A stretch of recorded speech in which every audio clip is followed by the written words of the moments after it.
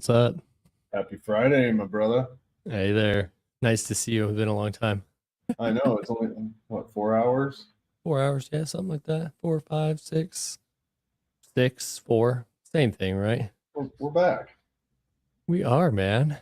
back at it. So, what's happened? What's changed in your world in the last 6 hours? Not a lot's changed. Excuse me. I went home, tried to take a little cat nap, Ooh, and yeah, that didn't happen. So came back down to the office. dude, I can never take a nap. It's just not a thing. Not capable of napping. Oh, I am. I It's wish. usually like a 15-minute ordeal. Dude, mine's 0 or 8 hours. So, I like it. yeah, sometimes I don't. Could use one from here from time to time. I know that much. So, yeah. So, anyways, guys, we're bantering like an old married couple from time to time, back and forth about the weather and what have you. Yeah, let's get into this. It's how Let's we do keep our relationships strong. Okay. My name is Dylan Reed. I am a professional sobriety coach. I help you get and stay sober because if you're watching this, you're probably miserable drinking because it's become a problem. So together we could solve it. 100%. I like That's it. it. Yeah, short and sweet, to the point. And I'm over here on the other side. My name's Dr. Ryan. No, I like the earlier intro, so I'm going to go with it. I'm here to help you take back control of your relationship, making it stronger, making it thrive, and helping it grow into the future. That's my thing. Stronger and longer. Stronger, longer. I mean, that could be a catchphrase for something. Relationships, I think it is here. So how about 100%. that? So Yes. together we are Dylan in the Doc. Welcome to the show. Yeah, welcome to the show. Whoa, Jen, hold on. Sorry. We'll let you know what Dylan in the Doc is, but I want to throw this up because Heck yeah, 60 days tomorrow. That's amazing. that's a big deal. That's a big deal. When her and I first talked, she didn't think it was a thing. She basically told me it's impossible to get sober. And Yeah, here she is. that's Oh, awesome. it's her. Don't I would love to take credit, but it's her. But Yeah, yeah. it's awesome. It's just awesome. So so yeah, we're Dylan in the Doc. If you haven't already picked it up, we talk about relationships and recovery, sobriety, addiction, personal growth, everything in between, because that's really what it takes to have good relationships and to be sober. If you have a problem drinking, of course. Yeah, Did I get that? Did I get yeah, that? it's relationships Oh, and hey, sorry, Jen. sobriety, the intersection. Yes, Relationships slash sobriety. relation-briety, sobriety. I don't know. I'll just stop while I'm ahead, okay?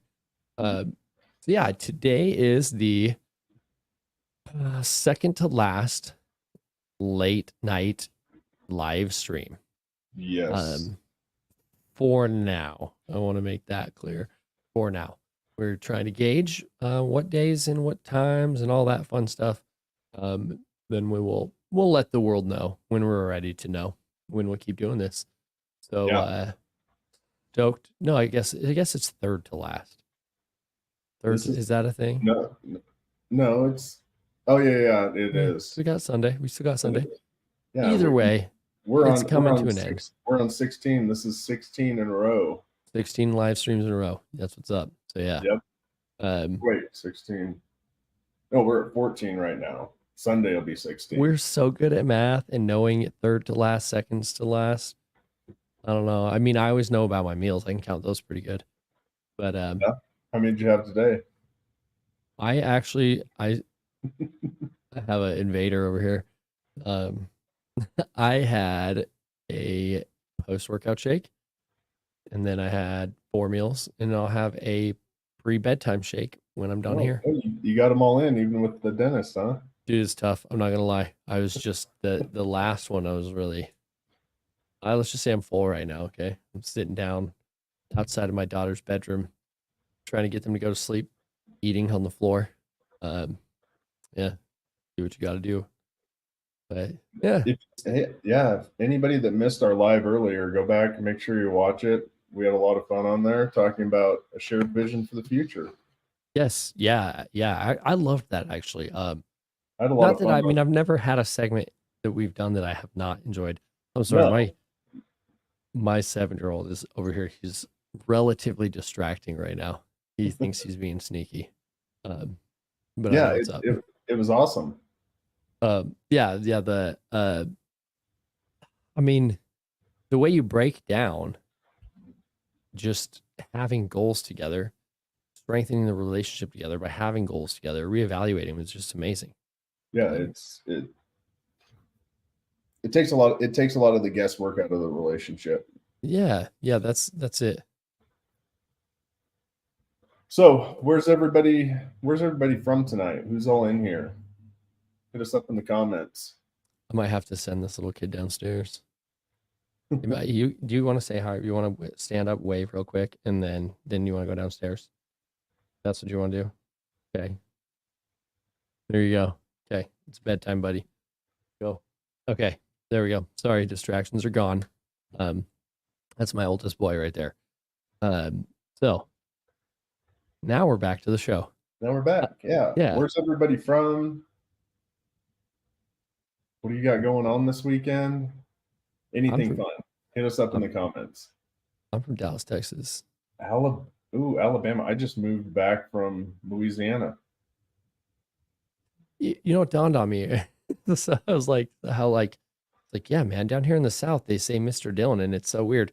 And then, like, of course, you would know that would be going on because you spent quite a bit of time in the South. Yeah, yeah. So, you know, I spent a little bit of time down there. Yeah, I was thinking about that while I was eating dinner. So I was like, oh, weird. He already knew that. Yeah. But yeah, so if you've not been on the show, we take your questions live. Hey, wow, across the pond, huh? England. Hi, Julie. Julie, hello. Good evening, late evening, real late evening over there. Or early morning. 6 hours ahead?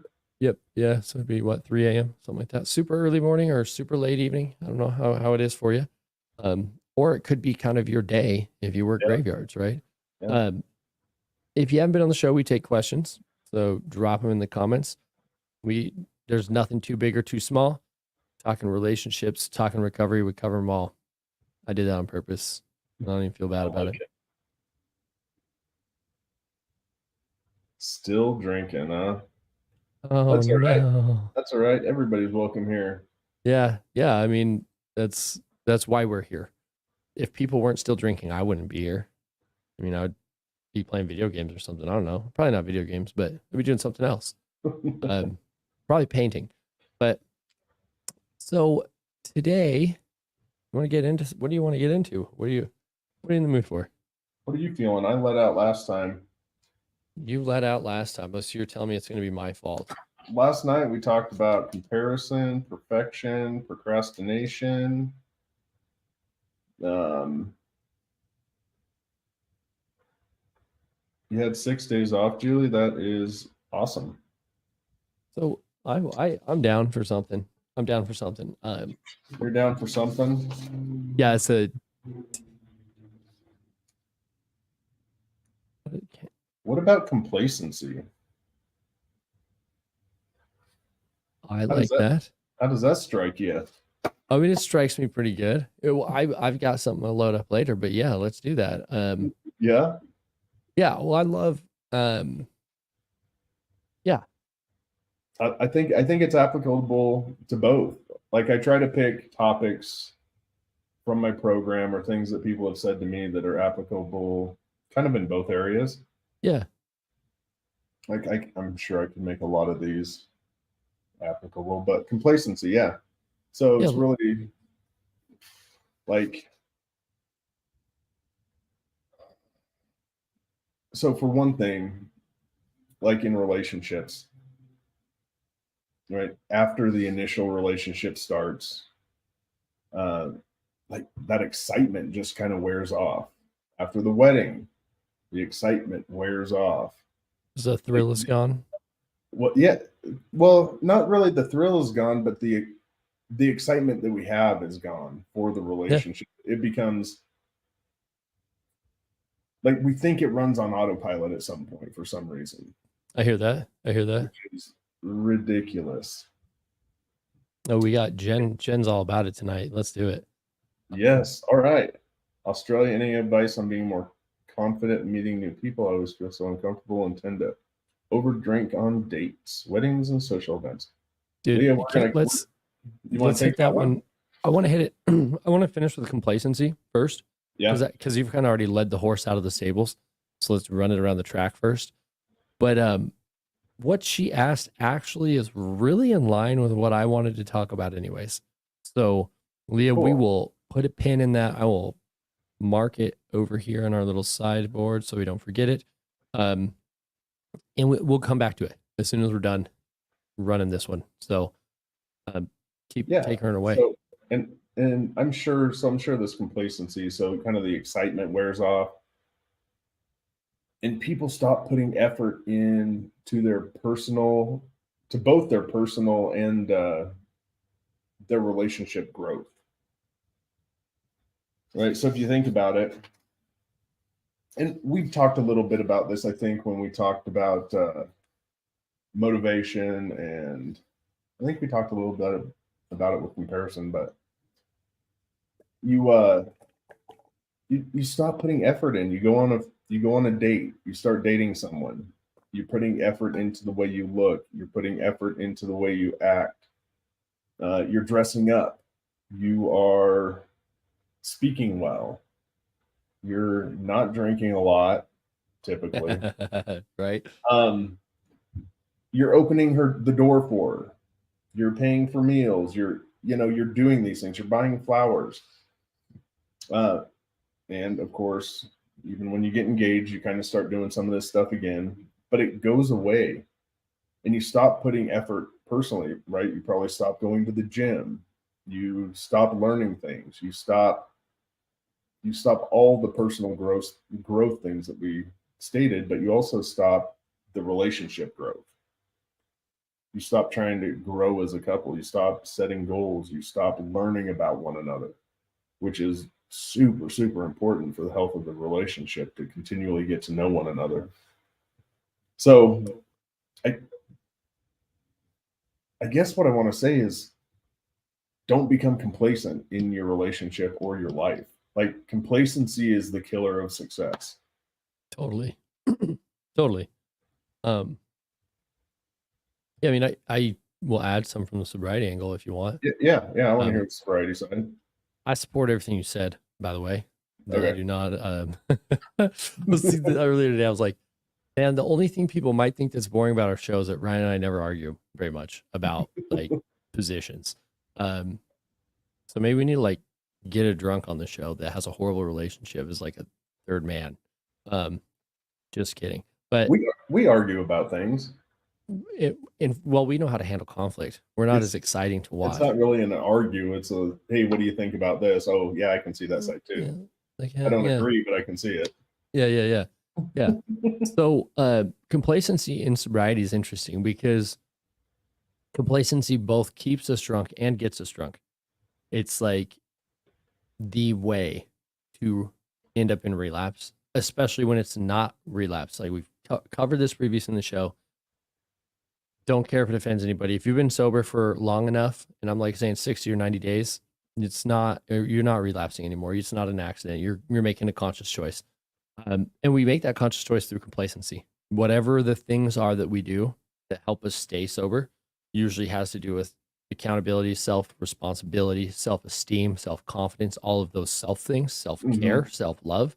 Yeah. When we're not doing those things, it's like we drop our armor off at the gates and walk into the dungeon and just see what happens, right? Yeah. When it comes to staying sober, complacency is a real threat, because that is how you end up drunk again. You know, how you make that, how you I guess you justify. The reality is you'll justify it. You will justify your drinking. Something will happen and you will say, this is a reason for me to drink, which is why it's a conscious choice. Because you rationalize it. And if anyone asks you about it, you'll give them a rationalized answer, which means you thought about it. It wasn't an accident, right? Then complacency about getting sober, we find that in all the excuse making. That's us being complacent. That's us accepting. In a lot of ways, isn't complacency accepting things for the way that it is, not wanting to do anything to improve it, right? Yeah. Yeah. Yeah. Yeah. So that's probably the textbook definition of it. But if you're being complacent about the problems in your life because of your drinking, it doesn't motivate you to get sober. You don't care. Yeah. So I think that's Yeah. about I all I mean, got about that. yeah, it's a killer of personal growth. Yeah. But Yeah. it's good enough. I'm Totally. not I'm not a good enough. I'm not a good enough kind of guy. I think you're good enough. What's that? I said I think you're good enough. Oh, I appreciate that. Well, I hear you. But I think when it comes go to ahead. personal growth, it's just I never say this is just good enough. There's always something more to it. I can always talk better to myself. I can always set a new goal. I can always revisit a goal. I can always work out a little bit harder. I can always do something to become better. Like, Yeah. That's one of my secret sauces for the length of sobriety that I've had with such, like, whether people like to hear it or not, relative ease. mhm. And it's relative ease as in it's relatively easy for me to stay sober. It's not relatively easy for me to live the lifestyle that I live to maintain sobriety, right? I want to make that like clear, make a What do you distinction. mean? What do you mean? So it's like I don't focus on sobriety. Like, yeah, that's the end result. But I'm not like, oh, it's so hard to stay sober. I'm like, oh, it's so hard to do this in the gym, to be patient with my kids, to be patient with my wife, to Oh, accept the things around me, like that mhm. I can't actually control. Yeah. That's hard. Sobriety is not hard for me because if I'm doing all those other things, like I don't have white knuckle days. I don't have days I get triggered. I don't have like when bad things happen to me, drinking's not even a thing that will come in. You want to know what happens to me now? Is poor habits. I will go like, let's eat ice cream when I know I don't need to eat ice cream. Yeah. Or let's blow off this thing that I have on my to-do list that I said I'm going to do, like all the other things that I do to maintain my sobriety, that is the stuff that takes the hit now. It's not my sobriety. Like I'm not Sure. like, Sure. Sure. Okay. yeah, does that make sense? Yeah. Yeah. Yeah. I see Yeah. what So you're it's saying. like if for me staying sober is about maintaining continual growth, allowing myself to maintain motivation towards bigger heights, right? Yeah. Yeah. Um, so Yeah. And like I said last night, and I hope everybody kind of hears what I'm trying to say. Like after I said it last night, the 6 months, like it was rough the first month, rough the second, third month, 6 months was getting a little bit easier. After like a year or two, I would say probably 2 years, like that wasn't the problem any longer. Like you're saying, it was everything else that took a hit. Like, life. yeah, it was life. It wasn't like the thoughts aren't even there. It's not like I want to go get high or I want to go get drunk or anything like that. It's other life things that were taking the hit. Now Yeah. I see what you're saying because yeah, that stuff does go away. Yeah. And then But you have life doesn't. life doesn't, and you have a whole new slew of things that you've got to work on. But I always try to explain that to people. It's like what I want for all of my clients is for you to just go live a life now. Yeah, Like to get and you can. I know you can. If you build a life that you choose to maintain, you don't have to. Choose yeah, I could go to the liquor store and burn all this down today if I want to. I know I could. You know, yeah, my wife would be like, no hasta mañana. Like, yeah, get out of here. You don't live here anymore. We're done. Um, I don't want to do that. I choose not to do that. So instead, I have to make choices in life that are at the end of the day, it's normal human problems. Like now, I just get actually depressed. Like I feel a day or two of depression when things aren't going well, and yeah, it makes me not want to go to work. makes me not want to do this, not want to do that. Mm-hmm. That's what normal people experience, right? I don't Yeah. go, I want to get drunk. I just go, to hell with it. Yeah. Yeah. So, or anxious, where I freeze because I have too many things going on. Mm-hmm. Yeah. Um, which something I wanted to drop on the show today. And I think maybe now's a good time. Let's do it. I don't 100% know how it relates to this, but I was thinking about my life. Okay. Mm-hmm. And I have a tendency to feel like I'm falling behind because there are so many things that I do want to do, you Yeah. know? But I had this epiphany when I was downstairs. I was eating food and reading as I'm waiting for my daughters to go to sleep. And as I'm reading, what I was reading sparked this thing and made me recognize that none of us are ever falling behind because no one else can take our place. Yeah. Like you can't fall behind because as long as you're moving forward, you're charting new territory. And you Yeah. can't fall behind in a race against yourself. Like, Yeah. that's not a thing. Um, so I don't know, in a way that almost even goes in with the complacency because that gives us a damn good reason to not want to do things because we feel as though we're falling behind, Mm-hmm. So there you go. Yeah. I definitely took that mentality with me through grad school. A little bit different, but it wasn't the fault. I guess it was a feeling of inadequacy. Like what brought it up? It's like you think you're competing against all these other people in grad school, or you're competing against other scholars or something like that. And one day I just kind of woke up and I was like, you know what? The only person I'm in competition with is myself. Bingo. I'm I I'm not competing against these people. I could really care less what they're doing. Most of them weren't even in my area of study. Most of them, a lot of them weren't even at the level I was at. Yeah. Yeah. I mean, I left grad school with nearly 10 publications, and like an average is two. Some people don't even graduate with a publication. Right. So, like, and it was that mentality that got me there. I'm not in competition with you. I'm just in competition with myself. And once I saw it that way, man, things clicked. And it wasn't that I was falling behind, it's that I was chasing myself. I was chasing my future self, which was a huge accomplishment. Yeah. And it opened up so many doors. Yeah. Yeah. It's like I don't know. I don't know how many of these people have ever played a video game where you're racing cars, but you can have like a ghost car on the track Yeah. to try to beat your personal best. Yeah. That's what you're trying to do. Yeah. I don't go to the gym and try to be stronger than there's this dude in the gym that I go to. I don't want to say I will never be as strong as that guy, but I will never be as strong as that guy. Yeah. Like I think I started late enough in life. I couldn't even, no matter how much I worked out or ate. He is huge. He is incredibly strong. Yeah. So if I was comparing myself to that guy or trying to beat that guy, I'd just go home and cry every day. But what I do know is at the end of every week, I am stronger than I was the week before. And that's why I go to the gym. Yeah. I want to be able to toss my 7-year-old in one arm and my 5-year-old in the other arm, which I can do. And I want to continue to do that as they get older. Yeah. Until eventually, like, they just are too big for me to do that. But if I don't continue to get stronger, I can't do things like that. But it's not me against that huge giant guy. Yeah. It's me against me. Yeah. So yeah, I love that. I really do. So.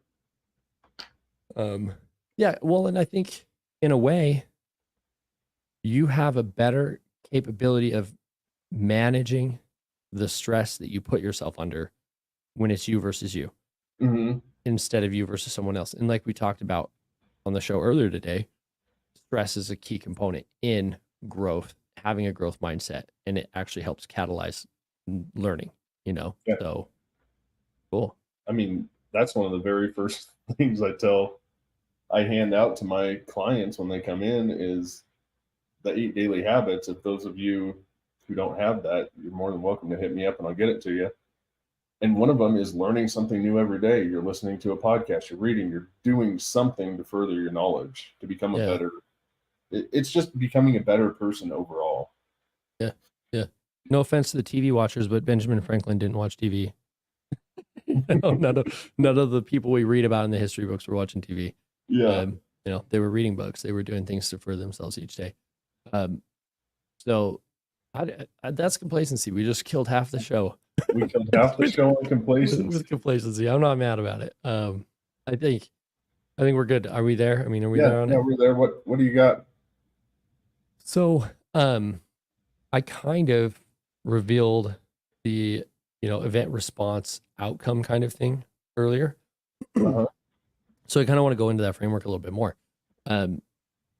Talking about two key components that tie into the response part, which are self-responsibility and self-esteem. Because so like I don't want to say obviously, but like obviously you have to have a level of self-responsibility to even be able to respond instead of reacting to a situation. Yeah.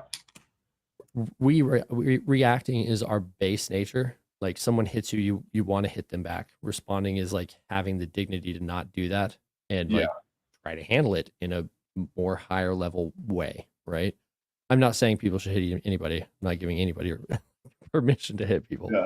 But so you have self-responsibility first and foremost when it comes to responding to a situation in order to control the outcome. But the next thing is that we have to have self-esteem in order to respond. And here's my rationale. Self-esteem is the basis of how you view yourself. So if somebody, we've kind of talked about it a little bit on the show before, if somebody calls you something and you know you're not that thing, it does not perturb you. You will not react. You'll be able to respond like, that's not me, right? I don't know what you're talking about. If you have an ounce of doubt about the thing that they're telling you, then we do have a tendency to react instead of respond. We lose it, right? Yeah. And the way that I feel that it ties in with what Leah has going on, she's talking about how she's needs some advice on, oh shoot, we just did the thing. If she clicks it and I click it at the same time, it pops it off. But so in order to be more confident meeting new people, you need to be able to respond to the situation. So meeting new people, Leah, I don't know if you were on here this afternoon, but brought in a little life math equation where it's the event plus your response equals the outcome of that situation, right? Mm-hmm. The outcome is the event plus the response. So in this situation, the event is going to be meeting new people. In your case, dates, weddings, and all other social settings, right? Yeah. So you have to learn how to respond appropriately in those events to get the outcome that you're after. I'm kind of assuming that the outcome at the very least is moderation, which I don't necessarily advocate for. But if the goal is a certain level of sobriety, I guess I'm going to ask you a question. We can see if we do this kind of real time. Like, is part of the reason that you overdrink in these social settings because you lack the confidence, you lack the self-esteem, and you are masking insecurities with booze? Is that a fair thing? Can you let me know, Leah, if you're in? I don't want to make that assumption because it's a rude assumption to make. Yeah. Okay. Well, there, I made the assumption. But yeah. We have a tendency to use alcohol as this social lubricant. So what you need to realize is like, you're really interesting as a person. Almost every single one of us are, if we're willing to be vulnerable and share stories. I'm not saying you got to like dig up some childhood trauma to like top someone's crazy story, but like you have cool, entertaining, fun stories that people want to hear. Mm-hmm. And that's all people want at a dinner party or at a wedding or a date, especially. Like that's how you're marketing yourself to the other person, by sharing stories that inspire them and motivate them to spend more time with you, right? So instead of getting drunk and then slapping over your words, trying to tell stories and entertain people with jokes, just tell them cool stories about your life. And that's how you start to build the self-confidence, because telling you've got a showstopper story. Everybody does. Tell it. The more times you tell it, the more confident you become in yourself, and you realize that, hey, I'm actually the most interesting woman in Australia. So that's the advice I would give to you and any client, realistically. So It's really, it really is. It's practice. yeah, When it comes to talking to people, uh, it is practice. Now, on that same notion, if you go back to the research on interpersonal communication, a lot more of it, more so than practice, is positive self-talk. It's the way you're talking to yourself.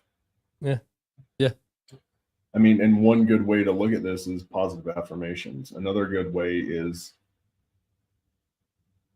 not, the thing is, and I tell my clients this, there is nobody out there that can say anything bad about me that I haven't already said or worse. that's the truth.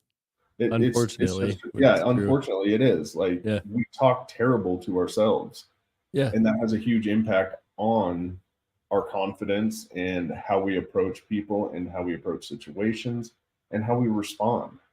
yeah, So, but yeah, I would suggest, and if you want me to send you something, let me know.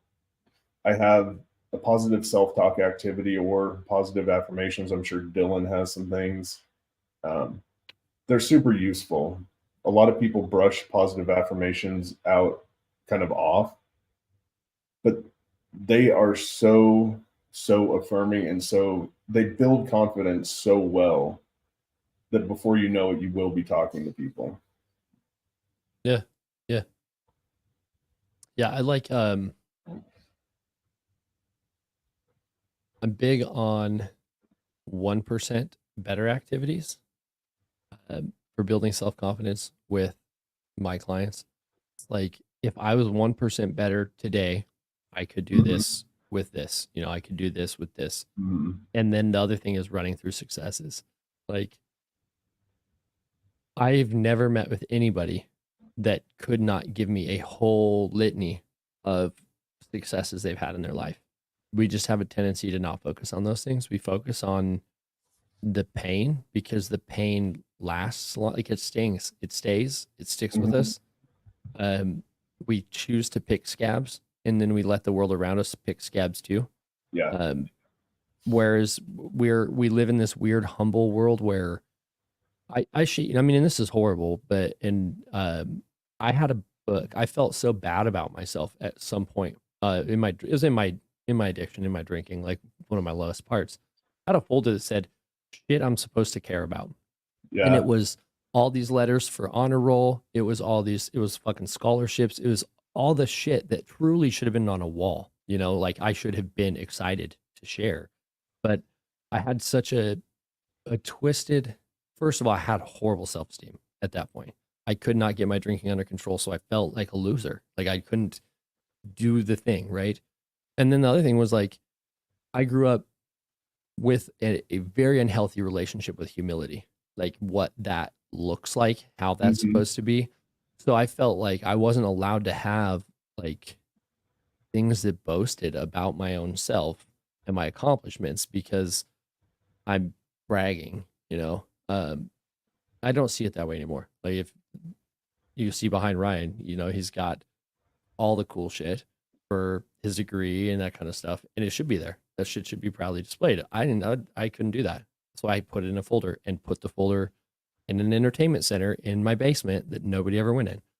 Um, so yeah, I mean, self talk and having a healthy relationship with yourself is the key It to really growing is. It and doing is. cool stuff, you know? But I had all the successes. But if somebody asked me, like, hey, what have you done? And I'm like, I don't know, I'm fucking drunk. Can't get sober. I don't talk to me, you know? But yeah, so there you go. That's kind of what I wanted to talk about was self-esteem and some self-responsibility, I you like know? it. Anything else you want to, because the relationship, I mean, there's still some stuff on your end if you would like. Floor is yours.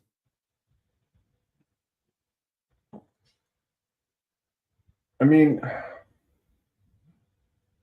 I'm just gonna go back to Leah's when it's talking about uncomfortable and tend to overdrink. Yeah. And I kind of want to go back to it because the thing is, And I want you to see that as all of those are opportunities for growth. They're opportunities to not drink. They're opportunities to enjoy the wedding. They're opportunities to work on communication. They're opportunities to meet new people. Um, and when we drink, we can't capitalize on those opportunities. I mean, you can, but you're not going to remember it. Yeah, and I mean, we kind of touched on this on Friday, earlier today. It's still Friday. Yeah. Like, even if you do remember it, we're like sloppy when we're drinking. Mm-hmm. You're not at your best. Like, I don't care what anybody says. Like, you do not perform top tier when you've been drinking, even if it's just a beer. Like, there is a reason it's illegal to operate a motor vehicle, and it's not because it makes you a better driver, right? Like, that's just the reality. So yeah, I mean, damn, dude, I love that because yeah. Go ahead. it's like a world of missed opportunity. Yeah. I talked about that, like the regrets I used to hold that kept me drinking because I regretted all the things I could have done. And that's exactly what it was. What you hit the nail on the head when you were talking about it there. So it was like I was too drunk to seize the opportunities to do cool stuff with my time. Yeah. You know. The other thing is, like, I remember a couple days. One stands out. It was a first and only date. Stands out in my mind so big. So I met this girl out. This has been probably 15 years ago, and it's still like right there in my head. I can picture it. And we got there, and she's like, "Oh my God, I'm so nervous," and I didn't get it. But then she ordered a shot and a 22-ounce beer, and I watched her chug that beer like in one, like slam it, this 22-ounce beer, and then take the shot. I was immediately turned off. It grossed me out. I was like, what is going on? This is not something I want to even be a part of. And it was done after that. Had dinner, got up. We were supposed to go do something else. I was like, nah, this isn't happening. Nice to meet you.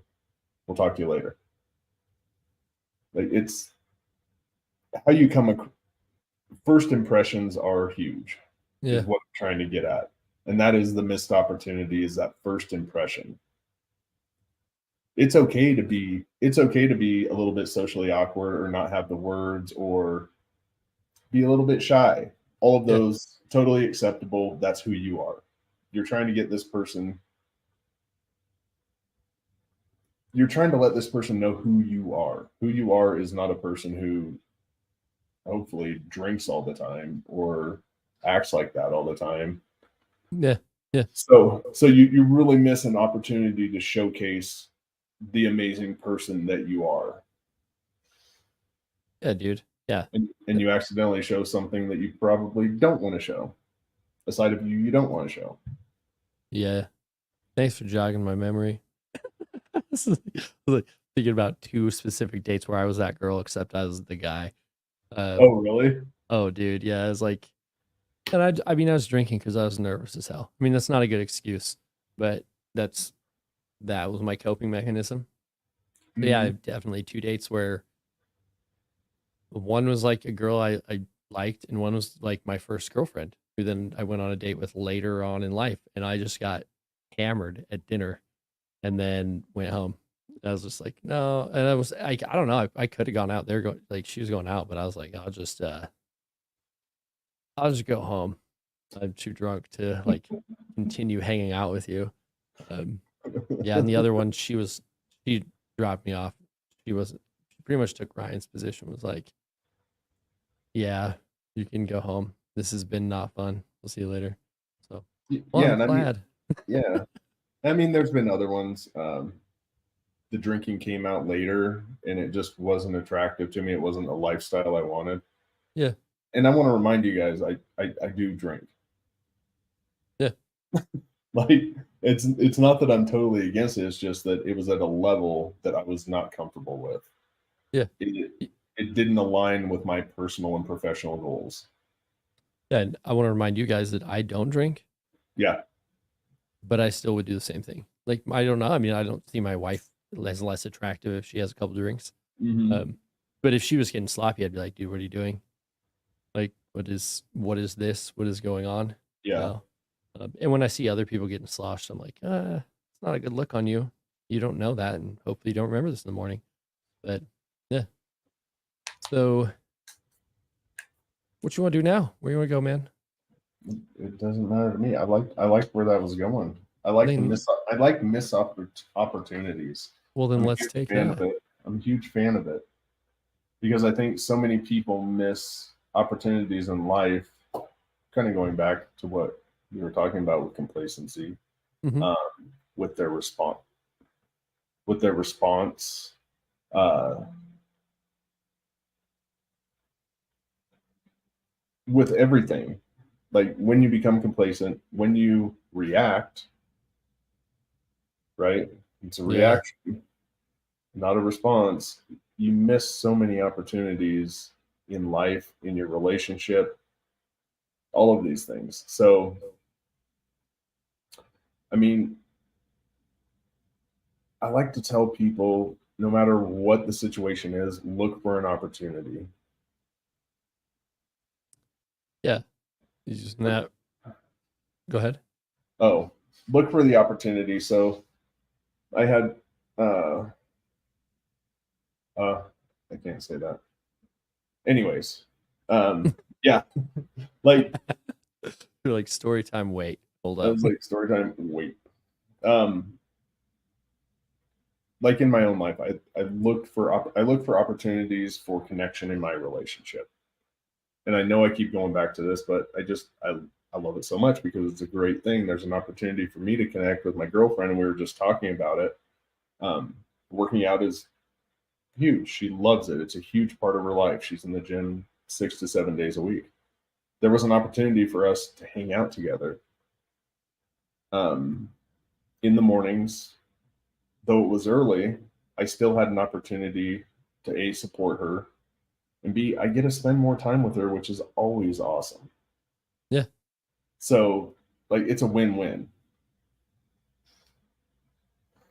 So then, um, dude, I don't mind you continuing to share that story, just for the record. I think it's powerful as hell because one thing I see with experts in any industry, anywhere, but more specifically on the internet, are a bunch of people that will talk the talk all day. Yeah. And then if you look at their own life, you scrutinize it, it's like, why are you teaching people a thing you do not do? Right. Yeah. Um, I, it's not, I mean, it's not, it's like just people in general. We have, it's easy. That's going back to the complacency thing. Yeah. I go get my degree in psychology. I become a therapist.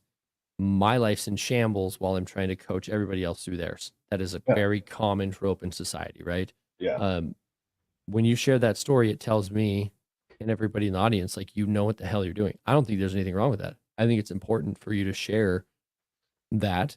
And then it also gives them a taste of what they should be doing. So Yeah. I I just mean, wanted to point yeah. that out, you know? Like everything in my program, I do incorporate into my own life. Like my I girlfriend hope. probably, well, yeah. Like when Melissa was on, what, last Saturday? Yeah. Yeah. Like we talked about goals, and she's like, I never really thought about the goals. Like I had things I wanted to do, but I never thought of them in terms of goals. And I hit her with it like within the first week. I was like, what are your short term, long term? What are your short term and long term goals? Like, where do you want to be in your career? Where do you want to be in finance? Like, it wasn't that, it was an actual conversation, but, um, and she was kind of caught off guard.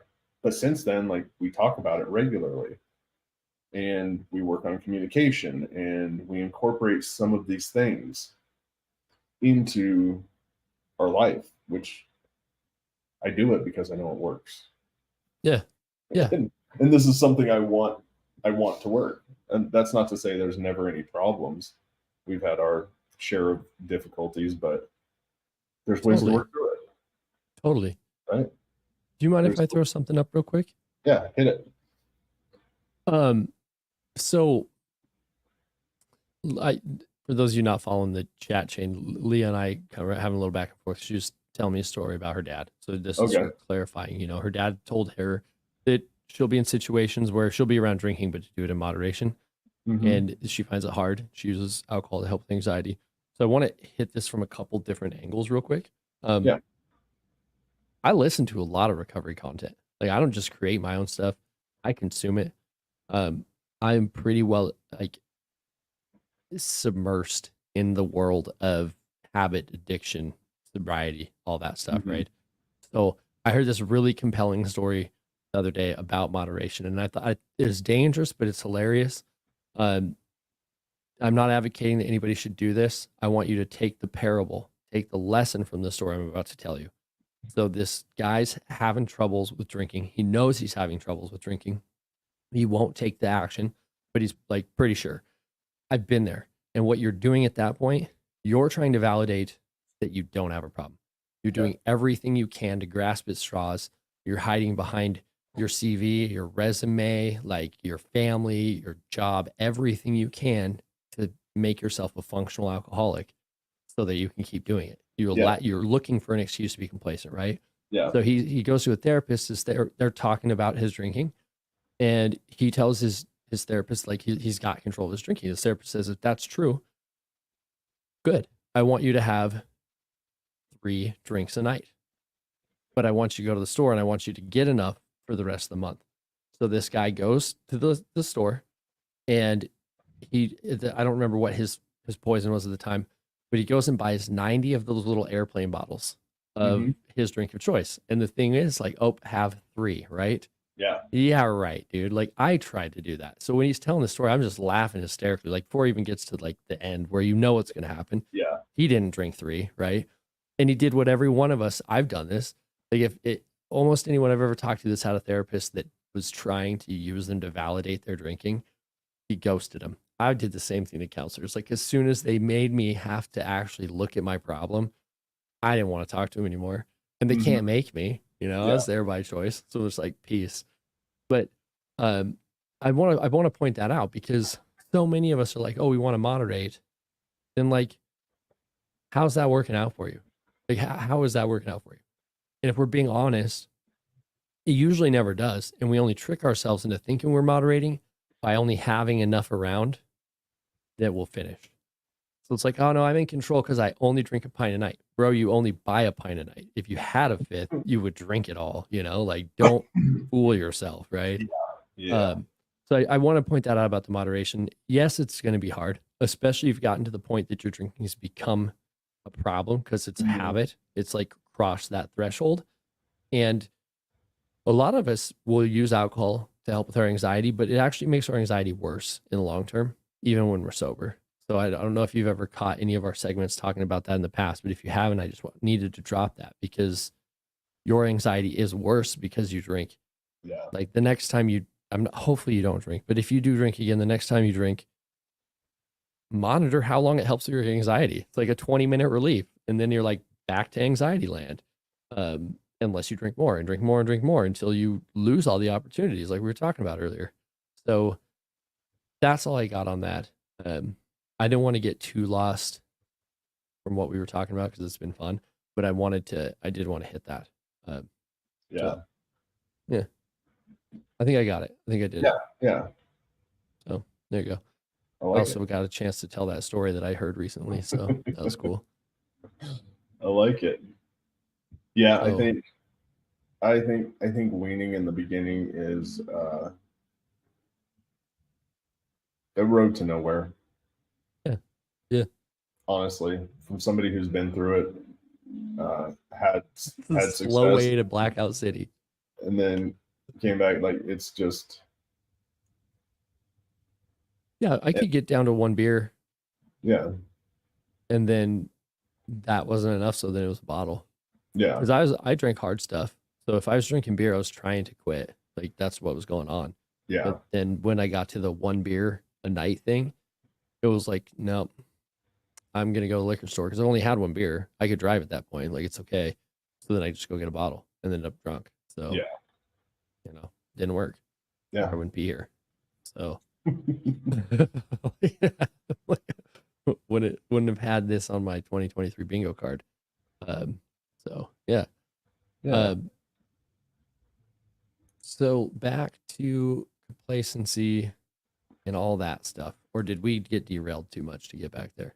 No, we can get back there. And missed opportunities and We all can. that great stuff. We Yeah, can. we just meander in this we- show. We can do. We can go anywhere we want. It's our show. We can do It's our whatever we show. want. Yeah. So as far as missed opportunities, what do you think your biggest missed opportunity is that you have? Not a regret, but something that would have been different if you would have responded instead of reacted. Um,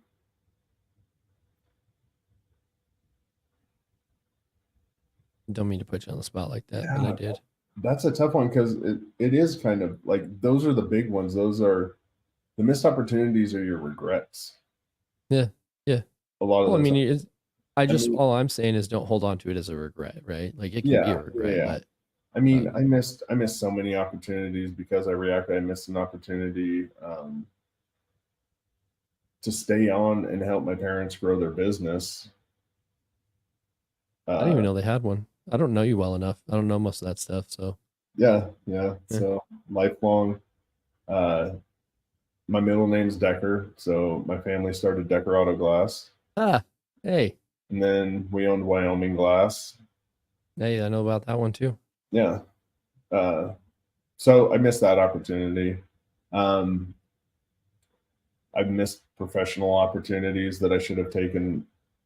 I should have capitalized on. Yeah. I didn't. And they're life altering in multiple ways. One, you miss the opportunity, and two, you do have the regret whether you want it or not. Totally. The regret's there, and it sucks. What about denial? What about denial, Julie? Yeah. We'll definitely hit it. Yeah, we will. Let us know what more specifically kind of what you want there. But, yeah, so I think that's probably why I'm so gung ho about finding opportunities in your relationship in life for my clients is because I don't want them to miss that. Plus, seeking out opportunities and stuff, you only grow from that. You learn to respond, and not react. You're responding to the situation like you talked about. You're growing, but you're also supporting and you're being a better person by looking for those opportunities. Yeah. I'm with you there. I mean, same deal here. I actually had the family business for a while. It was a coffee shop, which I mean, I didn't realize at the time my drinking didn't help that at all. I was like fresh 21. I wanted to drink, not get up at 4:00 in the morning, open a coffee shop. It's horrible. Like, no, it was great, really, in hindsight at the time. No, I mean, it wasn't my thing, and definitely lost a job or 10 along the way. Which I could have got back if I responded to the situation, got my crap together. I've never been a bad, I've been a bad employee, or I wouldn't have lost the jobs. But when I was there, I was there.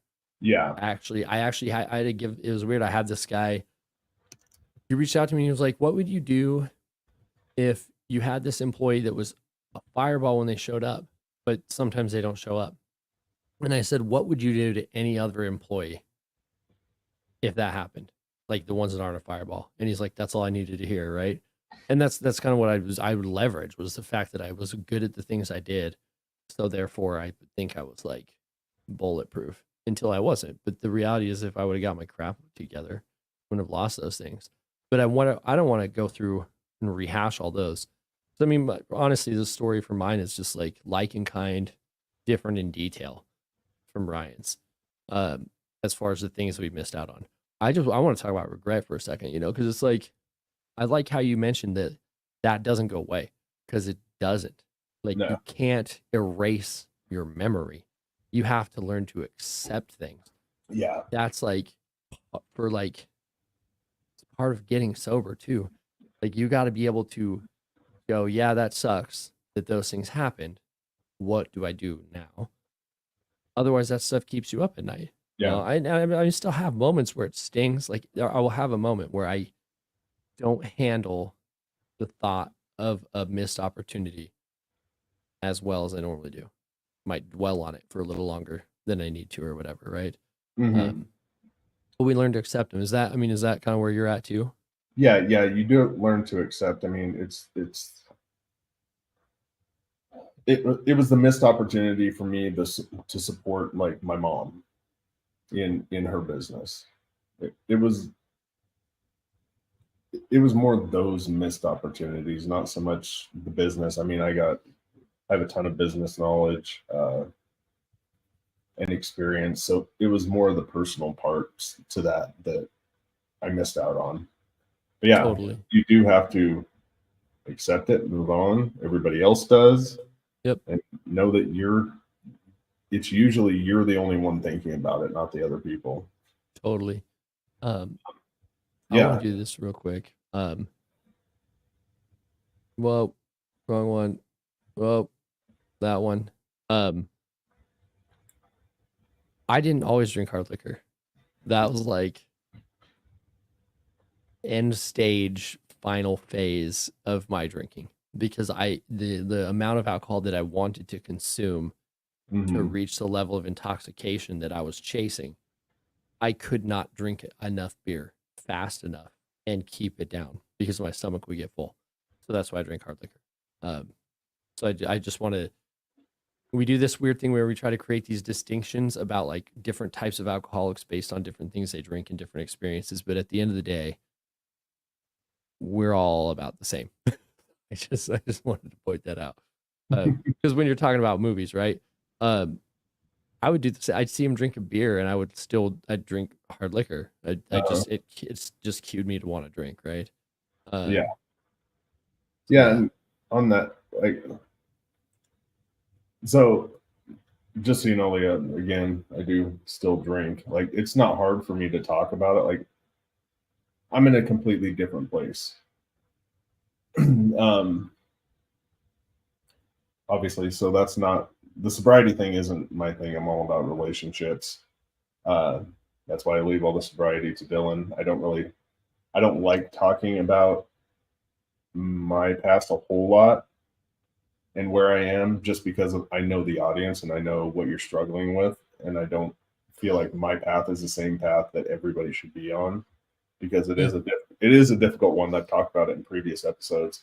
Um, sorry for my language, so get ready. But where I'm at, it's a mind fuck yeah, to have to once you're in recovery and you go out of recovery, you constantly have to think, am I going back?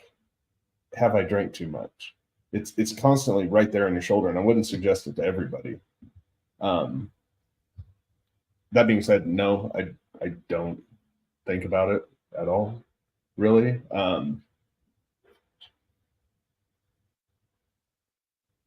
And I was a drink whatever was in front of me type of person. yeah. It just, it was that. Um, yeah, and then our denial one came back in. You want to hit the denial Yeah, from dude. from Julie? I deny what I drink, and I can identify either the job thing and job opportunities being I was known as a drunk and unreliable.